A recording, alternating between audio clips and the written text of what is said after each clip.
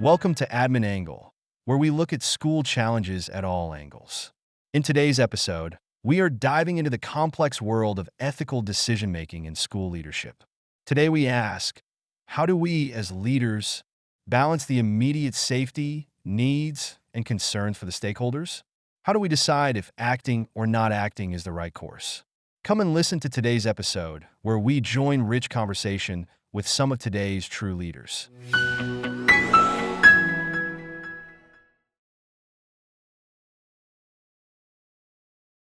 Admin's perspective. I'm Matt Ortega, and in today's episode, we are diving into the complex world of ethical decision making in school leadership. Specifically, we're going to be looking at how admin can be navigating difficult situations involving student behavior, school safety, and professional responsibility. Now, imagine some situations where admin is called in to intervene in a classroom disruption or an unexpected incident that tests their role in maintaining both staff and student safety. Recent events like the one in Corsicana ISD have drawn national attention to these types of challenges, but our focus today will be on the broader questions. How do we, as leaders, balance the immediate safety, needs, and concerns for our stakeholders? And when faced with an ethical choice, how do we decide if acting or not acting is the right course? Today, I'm joined by two guests, personal friends of mine and mentors, and wonderful school administrators in their own right. I have Dr. CJ Lowry, who's the Executive Director of Special Education Services for Houston ISD, former Superintendent of Rockport Fulton ISD, and Miss Annette Sanchez, former TEPSA State President and TEPSA Board of Directors member from 2014 and 2001, and current principal in Beeville ISD. Fun fact, she was also my former assistant principal back in the day when I was in middle school. So, not to age her, but there it is. So, Hey, you look great. You look great. He does not need to put that in there. I'll edit that out. So now I'm going to briefly get y'all a chance to briefly introduce each other. That way you can get to know each guest personally. All right. Start with Dr. Lowry. My name is Dr. CJ Lowry. Like you said, I am the Executive Director for Special Education in Houston ISD.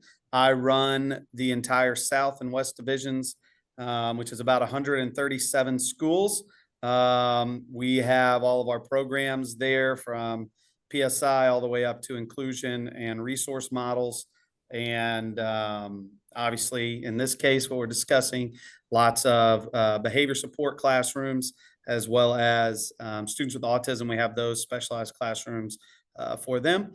Been in education, I guess, like 17 years now, assistant principal, principal, teacher, and now special ed director, executive director, which I never thought of, but it's been a lot of fun learning this role's specificity.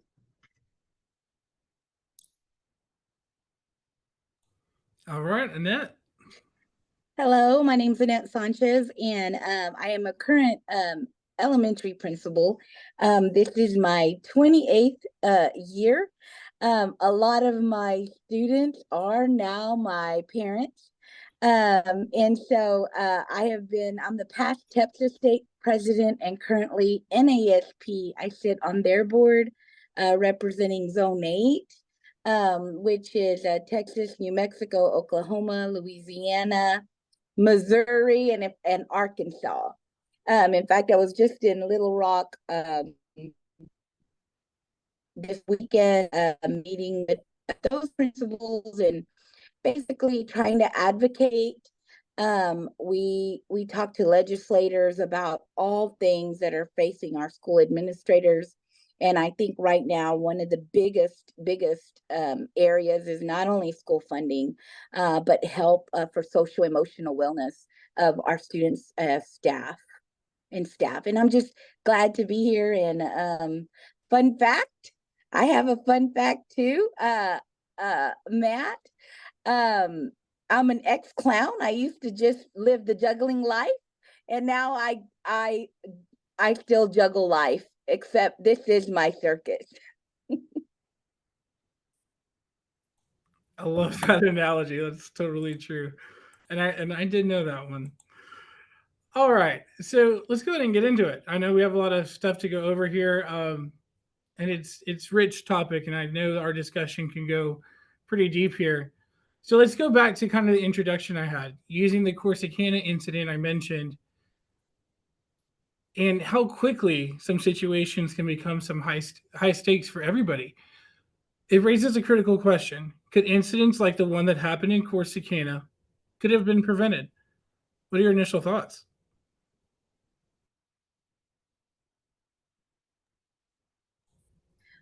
Um, I saw the Corsicana assistant principal speak. I think she did an exceptional job. I think, our jobs have changed through the years.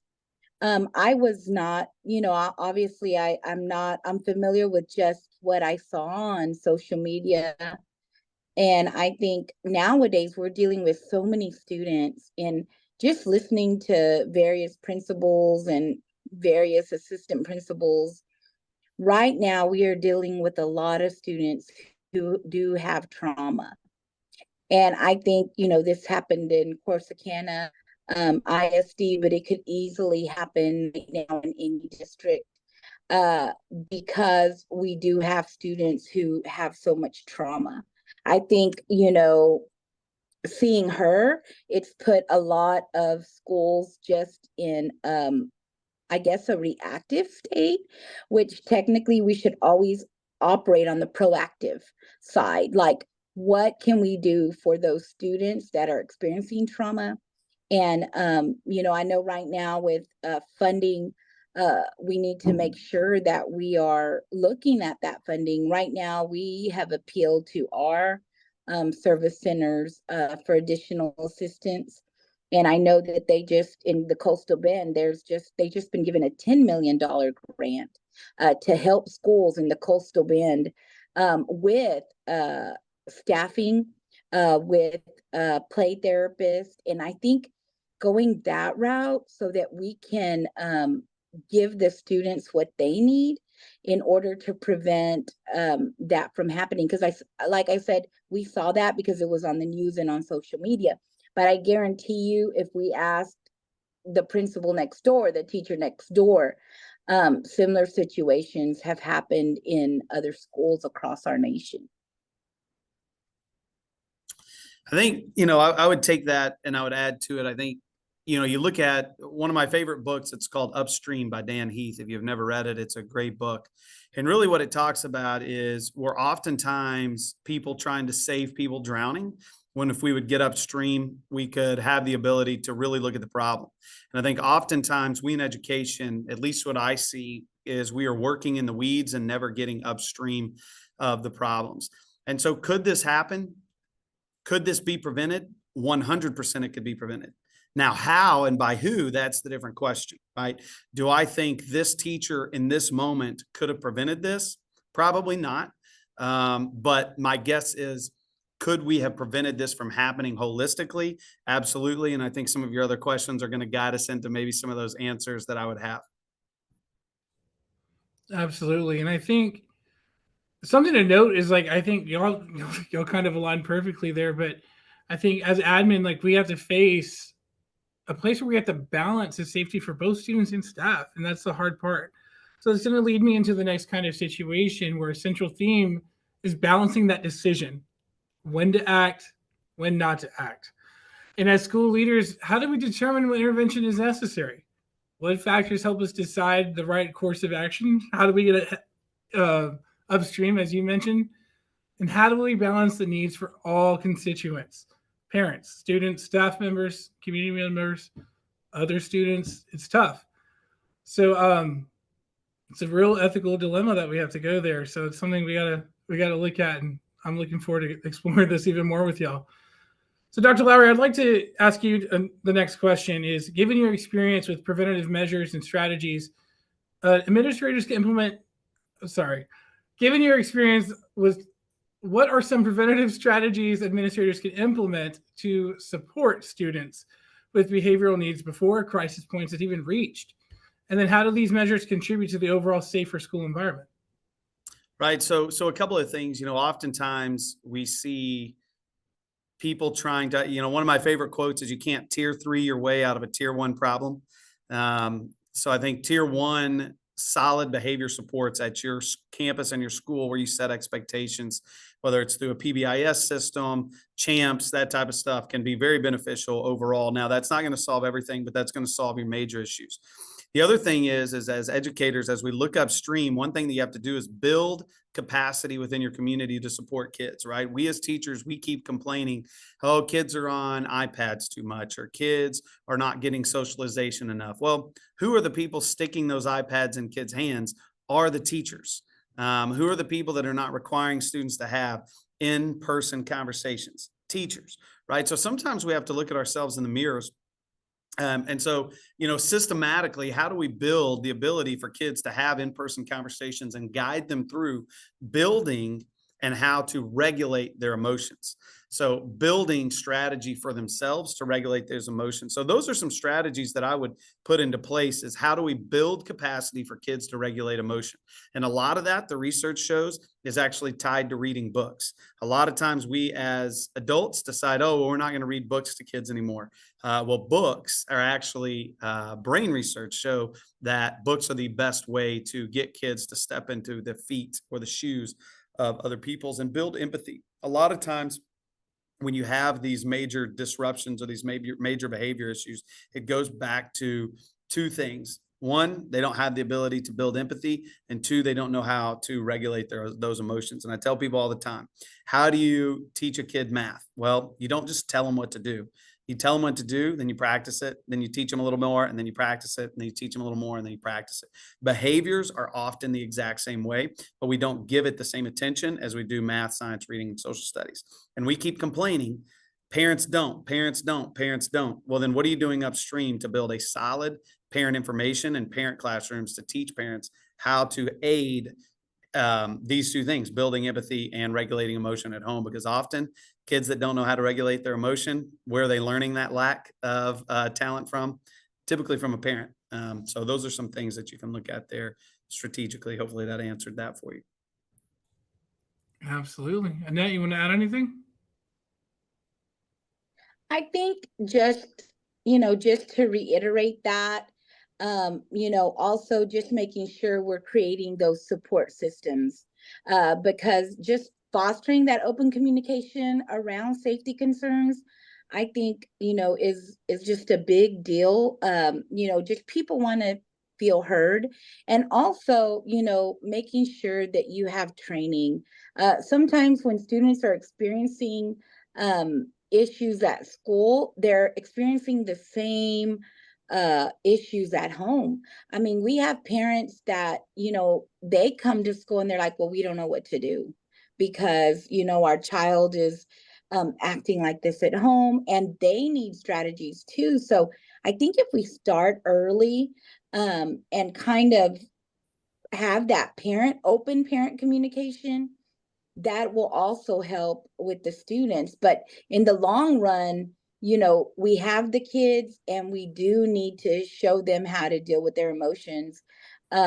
Because like I said, as they get older, it usually doesn't get better unless we've taught them early how to properly communicate and how to be proactive, like I said earlier, instead of reactive. Because now we have all this trauma and we're trying to fix it, where we should have got ahead of it. And now what we can do is go back and make sure that we have the tools we need as administrators, in order to be able to be that lead for teachers, and then obviously the parents too, because the kid's the kid, they're always going to be the kid.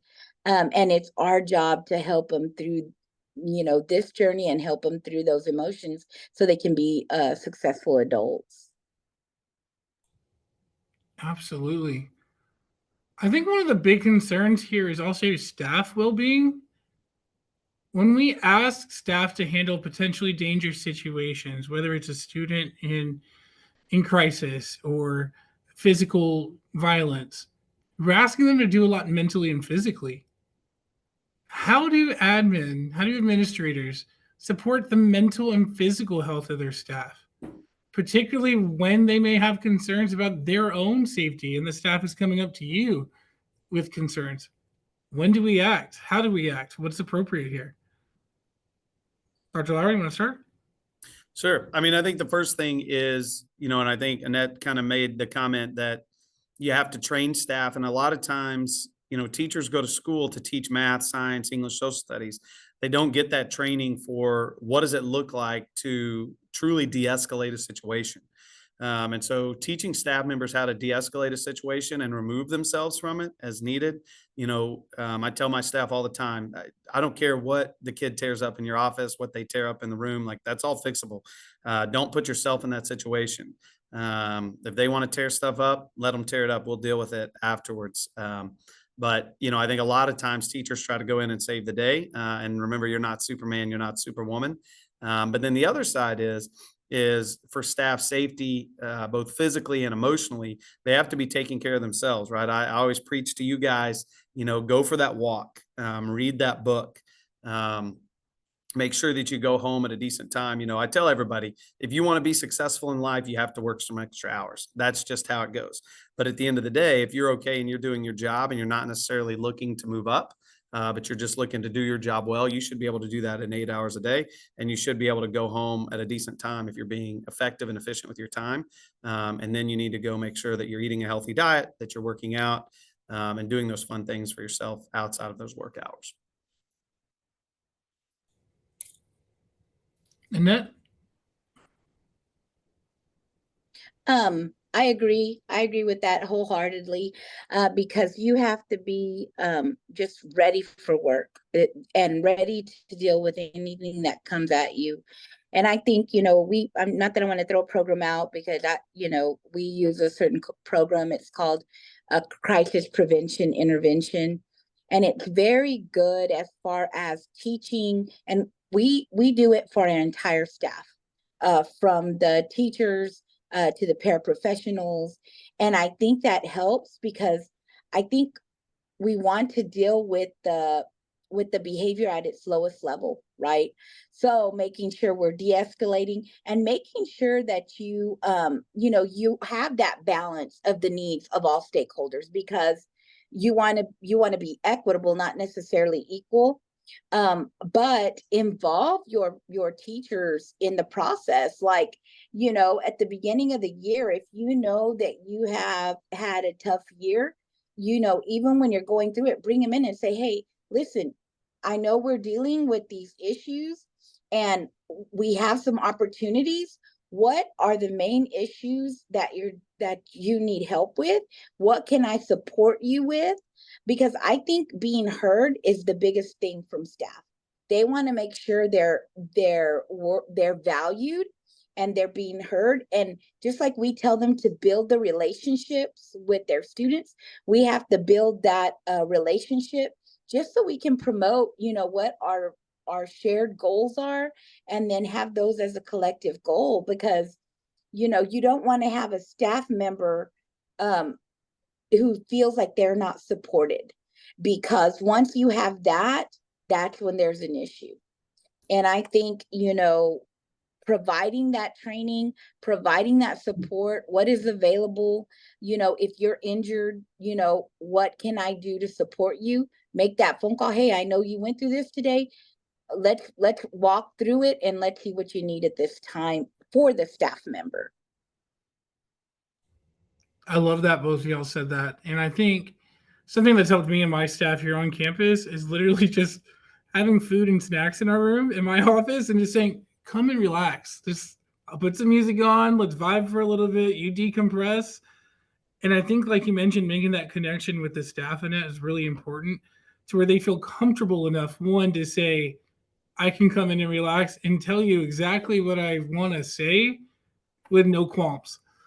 I can say, man, that effing sucks. And it'd be okay because it's a closed door and they decompress, get what they need out. And I think it's important that they get that and have that safe space. And that all goes to the connections both of y'all really mentioned. So thank y'all for that. Now, we can't forget the other stakeholders in some of these situations.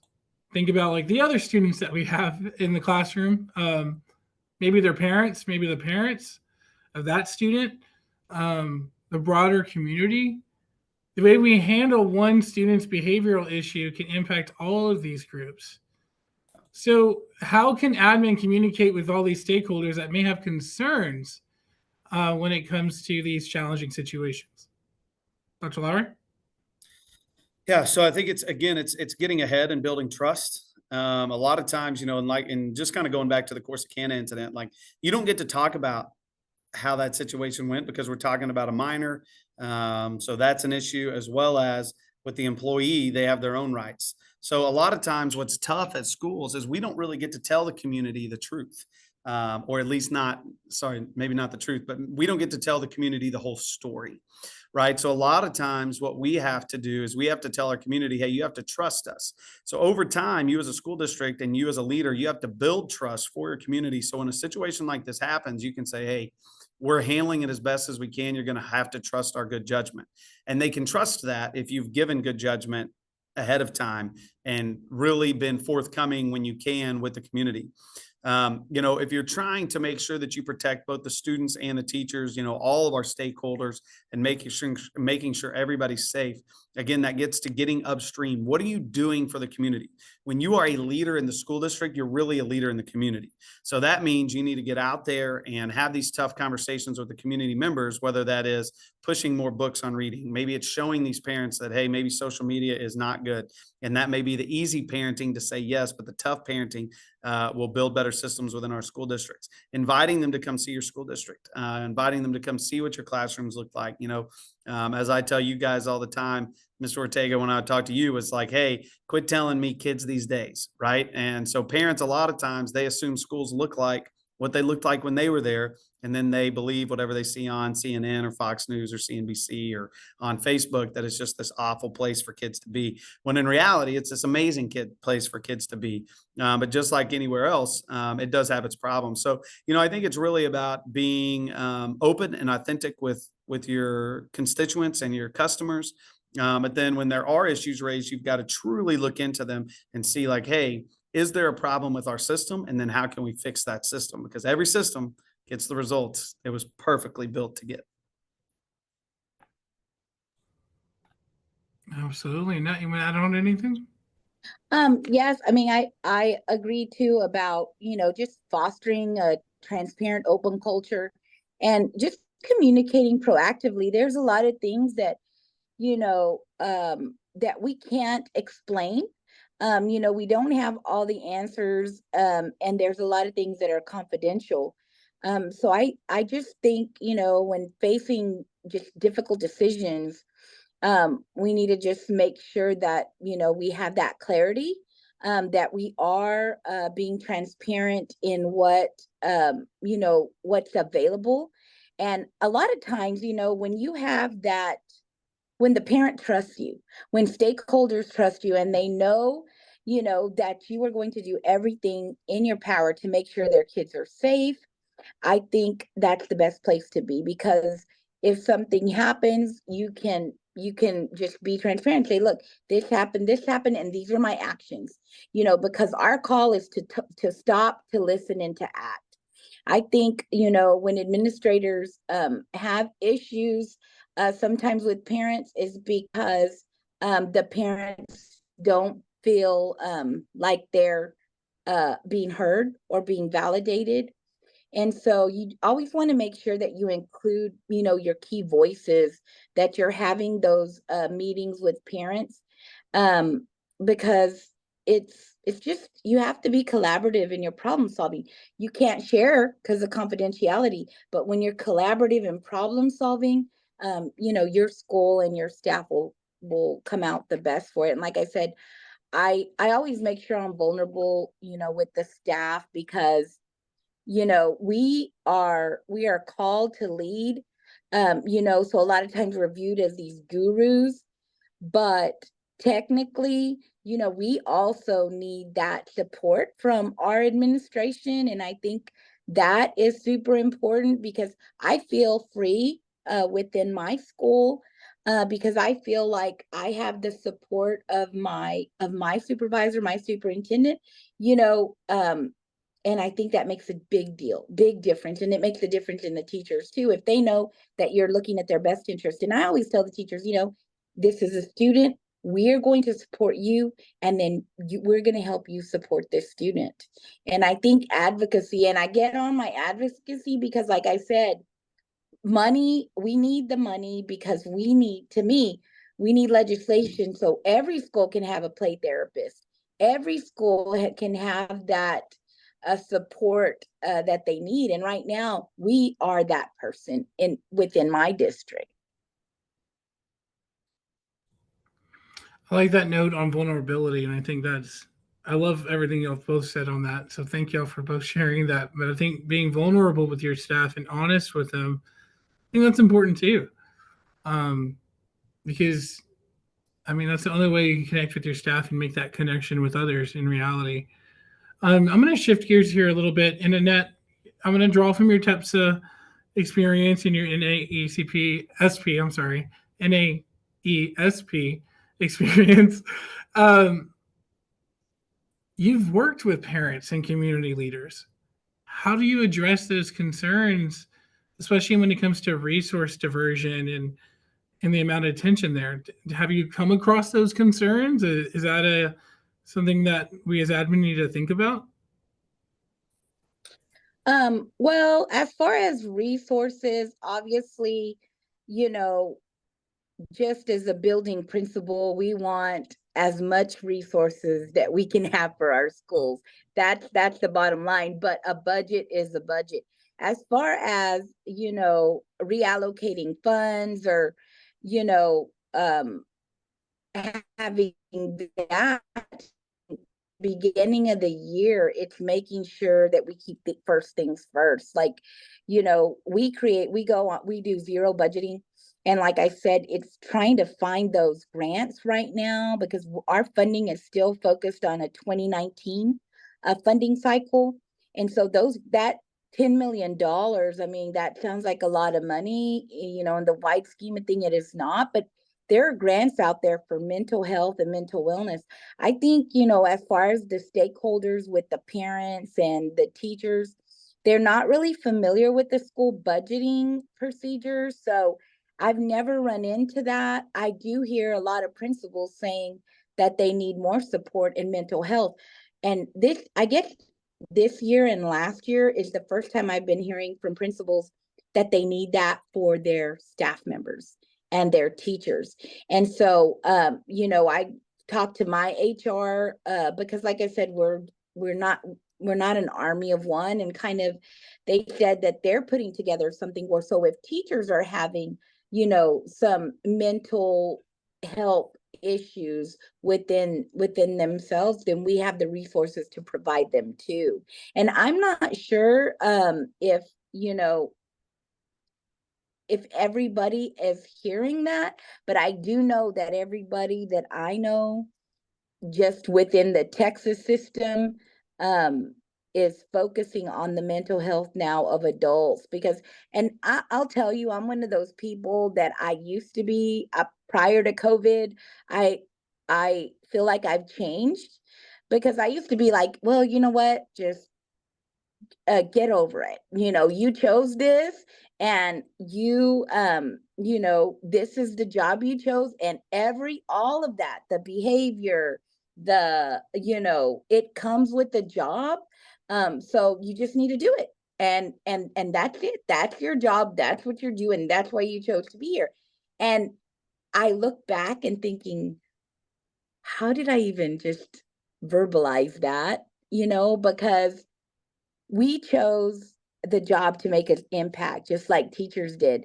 And I think now in today's society, we need to make sure that we are making sure that our people are well, that we're providing that time for them to relax, to be open, because there are things that they go through too. And if we don't take care of our staff members' mental health, then we're not going to have the best student outcomes for kids. Because if they're not, ready and supported and valued, we are not going to have the student outcomes that we need for progress for our kids to do well when they graduate. Absolutely. And I'm glad you mentioned the mental health for staff. I'm very lucky to work in a district where they give us mental health counseling as part of our insurance. It's part of the thing where we get four free meetings whenever we need it. And I think it's really great that we have that. Dr. Lowry, you want to add anything to that? Yeah, I think I could probably be devil's advocate there. I don't think it's a school's job to take care of the mental health of their teachers. I think it's a teacher's job to take care of the mental health of themselves. And I think it's the school's job to model and encourage that. So whether it is saying, hey, we have benefits packages that allow you to go see a school counselor in Houston ISD, where I currently am, it's unlimited. So if you need to see it, you have access to it. But I think as an administrator, I think it's more our job to not ask people to work extra hours. And it's more our job not to say, hey, you would work extra for kids, that type of stuff. So we have to change what we do to beat down teachers mentally, but it is not our job to build them up. I can tell them all day, hey, what helps you mentally is to go home and read a book and work out and take care of yourself and not come to school early, and to be efficient of your time. But they have to do that themselves. What we can do is we can teach them to be efficient with their time. We can demand that they are efficient with their time so that they can go home. And then we have to model that as leaders as well. So yeah, good luck with that. But I will say it is not our job to actually ensure the mental health of somebody else. It's our job to support the decisions that they can make. Mm-hmm. And I agree with that. It's just making sure that they have the tools, and recognizing when they need that support. And I'll tell you, I've had people go through things, and just being able to recognize, even if you have to, like I said, no, I am not any type of a counselor or anything, but even if you direct them to that HR where they need some support, because you always want to be mindful of the kids' mental health first, because that's our first call, right? But I agree, just having those tools for the staff. And like I said, I think we're living just in a different age where we have to be at least conscientious of mental health and the importance of it as a school, not necessarily be in charge, but be ready when somebody says, hey, I need some help, and having those tools in front of us. Absolutely. I look at it as like you can take a horse to water, but you can't force him to drink. It's type of situation there. And I think going back as admin, our job is to still educate and model and help grow. So we have to remember we're all teachers at the same light, just we're on different assignments. And so no matter where you're at, you have to still use that. And so if you're teaching teachers, that's what you got to do, and model that and give them the tools. I borrowed that quote from a other mentor of mine. Dr. Lowry, I think you're right. I think sometimes we're terrible models, because if it's 7:00 and you're still at school. Yeah. I mean, that's where I am right now. We all are.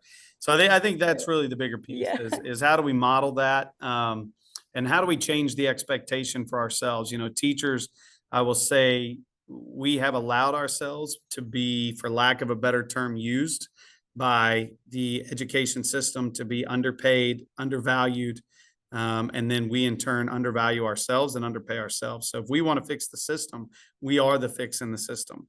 And so I think that's where we really have to look at one another, whether it's mental health, whether it's pay, whether it's hours worked, all of those things. That's just me. But maybe I think differently. You do, but it's great. That's why we appreciate you. Let's go to the next thing. This is great. Basically, I'm learning there's no right answer. It's I think that's the gray area of everything, is like we never know, but it's how do we deal with it and how do we do it appropriately is the right answer there. But let's go into a little bit more. What happens when a situation does actually draw resources away? Let's say there's something that goes on a campus and it takes 10 staff to deal with that one situation. Or let's say you're building a campus and what happens when they're focusing on something and not being able to focus on the actual learning going on? How do we deal with those types of situations where resources are being delineated towards someone else, towards that one student versus a larger school community? Yeah. Any thoughts? Yeah. I Well, mean, absolutely. Go ahead, Annette. I'll clean you up. okay, well, good. Well, that's a hard question, but ultimately, I remember 1,000 years ago when I was working on, on my principalship, on my own dissertation, and um, I think the biggest thing is we always looked at an inbox like, what is first? If you have a student who is an injury to themselves or to others, then you have to utilize all those resources to help that student for safety. If there is an issue where this is ongoing, obviously, we have been in that situation, and I've always reached out to my supervisor, to special ed. Hey, we need an additional paraprofessional. We need an additional, and I know not every district, is able to do that, but thankfully we have, because it's whatever the student needs. If it's a special needs student, obviously when you go through ARD, you do what's in the best interest of that student. If they need additional assistance, we are called to provide that support. But as far as us, we're here to serve, and we have to serve that student, regardless of the amount of resources. If we need more resources, then we need to appeal to get those, and then try to work with I say try, but no, work with the student and work on that training for adults, because ultimately you want that student to do well, and sometimes it takes a year, sometimes it takes 2 years for them to be able to acclimate to their environment and be ready to learn. Yeah. I think the biggest thing that I look at here is in general, if you're throwing bodies at a problem, then you're not sitting down and building a true system. Bodies are not systems. Um, and so if you find yourself in chaos, just throwing people at a problem, then you need to stop and figure out a way to build a system. The system is not made of money.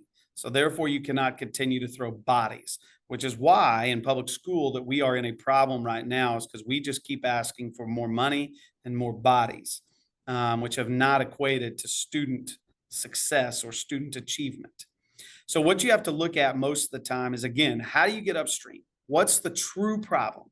If I have a mental health crisis, then how am I adding mental health strategies, support to my students, right?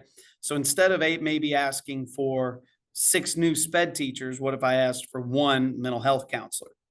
And so I think some of the things that we look at there is really, how do you get upstream of the issue and what's the root cause of the problem? And too many people in education and leadership do not look at a root cause analysis and really truly get upstream of what the problem is. We just keep throwing bodies at it, and then we wonder why we're out of money and why student achievement has not increased and why funding will not increase, right? It's a new age of systems here. They do not just trust our system anymore, just like people don't stay in a career anymore. That's where we are.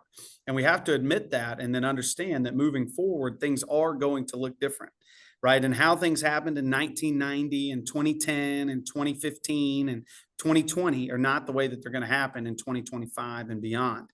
And so in reality, we have to put our thinking caps on and go out and try to make sure that we're solving the problem as most upstream as we can, and get out of our tiny little box that says, hey, call another person, because that's not the answer. No one's coming, right? There was a show called Waiting on Superman, right? Everybody's seen that movie. Superman's not coming. So the answer is right here. And how do we do that without adding additional resources? Because money does not grow on trees. And if we want to cut our federal spending, and maybe not be in trillions of dollars of debt by the time I pass away as a nation, multiple trillions of dollars worth of debt. We have to look at what we're doing there as a system. No, I agree with that, but I also think you need to look at individuals, and that's just me, because right now our school district is very financially well. Like we do not have we're not in a deficit. We did not have to cut people or funding. And I think, like we had an issue where we needed an additional person, not necessarily for systems, because like I said, we work with mental health all the time, but sometimes you need that extra person. Like when you have 22 kids who are in diapers and you have one person that has to change those diapers, it's not about systems, it's about safety. And so it's just looking at things like that, because I think you're right, every school is different. But I also think that if you don't have the funds for a play therapist, or you don't have the funds for mental, then we need to look into that. If you have and depending on where you are, you bring in people to create systems. So if your principal or assistant principal, are supposed to be doing everything, like we had to call in because I couldn't have myself and my assistant principal changing diapers and not looking at that. So I agree with you. It's not about programs, but it is about people and having the right people at the right place and looking within, your budget, for it. Like, and I don't know if you're familiar with Bevo, but we have one maximum security prison and two minimum security prisons. So a lot of our students, they need that mental health support. And we were able to get to people, social workers that have tremendously helped our 4,000. Like I said, it's not Houston, so it's different. But our 4,000 kids, with just those two people, have made a huge impact on kids. And you're right, it is systems, but it's having people who can help kind of create and work with those systems. I love this. I love this conversation because that's part of the reason why I wanted to invite both of y'all onto this, is because we have somebody familiar with smaller districts. We have someone familiar with larger. And I love just the discussion you're having. It's the systems and thinking short and long term. What's the best decision for now? What's the best decision for a year? What's the best decision for 10 years down the road? And how do we maintain and do that? And I think both of y'all mentioned there's no clear answer on this. And that's part of the reason why I wanted to bring that up, bring this whole situation up. So thank y'all for that rich discussion on that one. But one of the reasons I named this podcast Admin Angles is I want to play it from all angles here. So here's the other thing. What happens when your staff or other students start realizing your resources are going the other way? And let's be honest, they want your attention, they need you. I need help doing XYZ. And they're noticing your time's being diverted to the other people, to the other situation, and not them. How do you ensure that resentment doesn't occur, or the feeling of neglect? You have to build a system that ensures that doesn't happen. Like, that's really the only way around that. I'm seeing a theme here. Yeah. Annette? I agree with that. I agree with that because I've never had that. Like I've never had, uh, you know, somebody say, "Hey, you're allocating more time to this person," because I don't know, Dr. Laurie, have you ever had that where somebody says, "Hey, you're spending too much time with this kid," or I I've never had that. Of course, I've been, you know, I think my biggest school was, 800 kids, and I think the main thing is just concentrating on that training, crisis prevention, intervention, and like I said, my thing is that just making sure that I'm taking care of the business that needs to be taken care of, and making sure that the students are safe. I've never really had, that particular issue because I have an open relationship with my staff and they know, what we need at the time. So I think just making sure we're leading with that transparency and just being proactive instead of reactive. If we see a pattern with this student and they always go off at this particular time, it's making sure that we know we're available, we're supportive. And like I said, with I've been at the junior high level. I was only at the high school level for 1 year, but the junior high level, it was specifically different than with the littles. Because with the littles, they don't know how to regulate themselves, and it's just teaching them how to regulate themselves so that when they get older, we're not dealing with the issues at the intermediate or junior high level. Yeah, human capital is a resource. And so we've all probably been told that. And at the higher level, unfortunately, and I will say this, and this is probably an unpopular opinion once again, in public schools, we allocate the heavy amount of our resources to the high school level instead of at the elementary level. And that was something in many of my positions I've tried fighting, and that we are resource heavy at the high school, resource light at the elementaries in terms of human capital.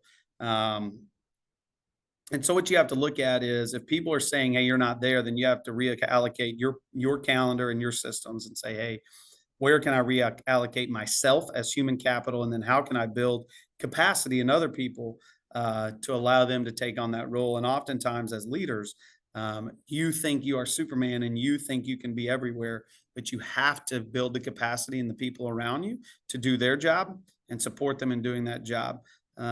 So that's a big piece there is building human capacity. That's great. All right. So we're going to do the wrap up here. To wrap up, I like both of y'all to take a turn with some final critical questions here, some final thoughts. So based on your experience and your insights, what can administrators do to address these challenging situations effectively? What happens if we choose not to act? What are the potential consequences? And if you were to give some final words of advice for any admin listening, what would it be? Dr. Lowry, I'll start with you. So again, my theme is always build a system, and don't plan on being able to build that system by yourself. It takes a team of people. My favorite thing to do is to take your team of people and go see other great systems and then adapt them to the one that you need to build. You must get upstream as much as you can in any system and try to actually solve the problem. Quit solving the symptoms. So until you start solving the problem and quit solving the symptoms, you are going to run out of human capital and you're going to gas yourself out very, very quickly. So you've got to be that problem solver and looking upstream. So my advice would be to read the book by Dan Heath, Upstream, and I would tell you to utilize the people and build capacity in the human capital around you, as well as take tours and go out and go view all the great things that are happening in other school districts and in other businesses. Quit trying to think that education can solve all the problems in your building. There's a lot of problems that are in education buildings that are in other industries that you could go see how they're solving those and maybe bring those in.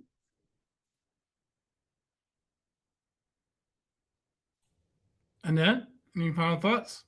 Well, to your first question, about, potential consequences, it's basically, loss of trust, decreased school climate and culture, missed opportunities for, improvement if you don't do anything. So we are called to do something. I do, agree. I'm going to read that book because I'm interested now in that book.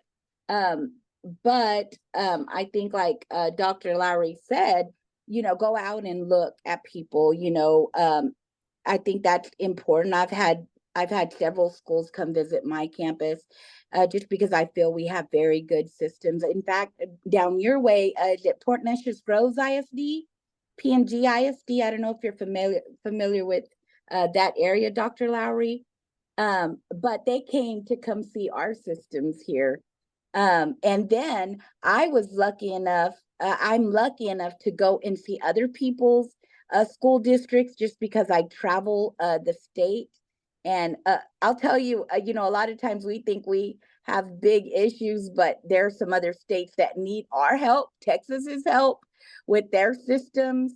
But I think seeking out that mentor, I think if I had advice for a new administrator, is seeking out that mentor, leading with transparency, making sure you're being proactive and not reactive, communicating, and then taking care of yourself, because like I said, this job is not easy. And I think, you know, the research says the principal's job is the happiest job, but it's not the easiest job. And I think making sure you have a mentor, I know that just out of the gate, I've always had a mentor that I could rely on when I needed assistance. And I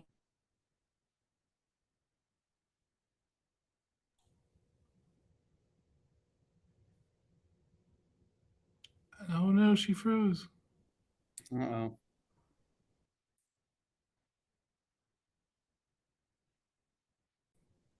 Great. I said I've ever since I started, I had a mentor, just when I started teaching, I had good mentors. And now there's nothing wrong with seeking out that mentor. And then, like I said, if you're having issues, somebody else is having an issue, and just building other leaders around you, because that delegation is also important, because you want to grow people. And I'll tell you, in my years, I've had, I think, 18 assistant principals, and just helping them, mentoring them to become principals has built my network. And now I'm learning from them. So I think everybody has something to bring to the table, but we can't be sitting on an island or on our own if we're having issues. A lot of the times what we're going through, somebody else has gone through, and they can offer that support too. Yeah, Absolutely. mentorship's big. I'll give you one more book to add to your list that can help, especially with behaviors. Um, it is a book called Unselfie, and it's by Michelle Borba. And it talks a lot about reading and empathy. So, really good one that we're working with right now in some of our behaviors. I need to get that. I know Michelle, but I have not read her book. That's awesome. That's great. I'm excited for the 2 books. Absolutely. Every book he's recommended so far has been good for me, and so it's been good. And I'm so glad both of y'all touched on the mentorship, because as Okay, someone that's coming, go ahead. I was gonna say, as someone coming up in administration, y'all are both people I've reached out to when I needed help and assistance. So I definitely second or third the mentorship help, because it's growing that network, as you mentioned, can only get you further and help you out. But again, I want to thank both of y'all so much, Dr. CJ Lowry and Miss Annette Sanchez, for joining me today. This conversation has really highlighted the complexities of this and the decision-making process for us, and really trying to understand the balancing act it takes of acting versus focusing on preventative support. As admin, our duty is not just to manage crisis, but to foster a safe, supportive environment for everybody in our schools. I think that's something we could all agree on there.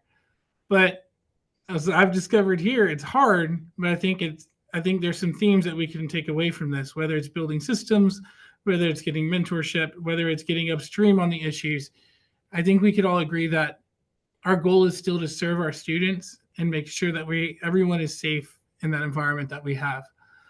For those listening, if you are interested in more information on effective school leadership strategies, be sure to check out the following resources from TEA, TEPSA, NAESP, as well as NASSP. That's elementary school principals and secondary school principals. American Psychological Association on Teacher and Student Mental Health, as well as the Council for Exceptional Children and the Department of Education. All these have great resources for you on mental health, student discipline, and strategies on crisis prevention. Please stay tuned for more episodes of Admin Angle. Until next time, every decision shapes our schools, and thoughtful leadership is key. Make sure you look at it from all angles. Thank you.